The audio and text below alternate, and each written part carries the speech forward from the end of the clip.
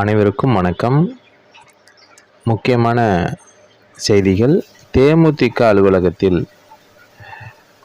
சென்னை கோயம்பேட்டில் அமைந்துள்ள தேமுதிக அலுவலகத்தில் நேற்று 22/4/2024 அன்று கழகத்தினுடைய பொதுச் செயலாளர் திருமதி பிரேமலதா விஜயகாந்த் அவர்கள் புதிய ஸ்டுடியோ ஒன்றை திறந்து வைத்திருக்கிறார்கள். ஸ்டுடியோ திறப்பு விழாவில் அதிமுக தேமுக கூட்டணியில் போட்டியிட்ட 5 தொகுதி வேட்பாளர்கள் அனைவரும் கலந்து கொண்டு சிறப்பித்தார்கள் என்று கருதப்படுகிறது. இது ஒரு அற்புதமான நிகழ்வாக இருக்கிறது. ரொம்ப சிறப்பாக வடிவமைத்திருக்கிறார்கள் ஸ்டுடியோவை. இதில் கழகத்தின் சார்ந்த தேமுதிக அலுவலகம் சார்ந்த மற்றும் ஆலயம் சார்ந்த நிகழ்ச்சிகள் அனைத்தும் இதில்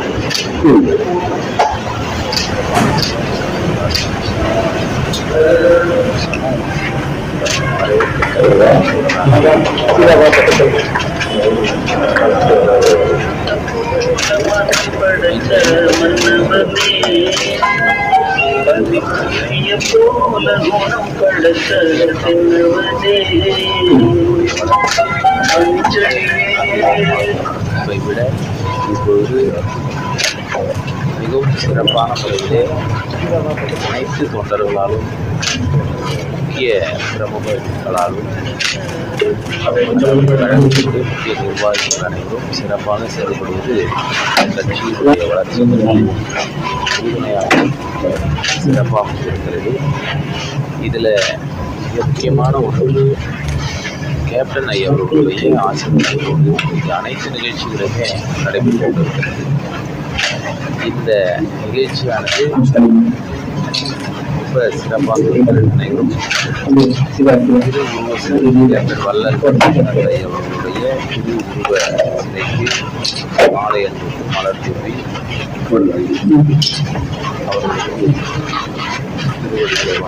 அனைவரும் இறைவனுடைய பிரார்த்தனை கேப்டன் வல்லல் விஜயகாந்த் ஐயா ஆசிரியர்கள்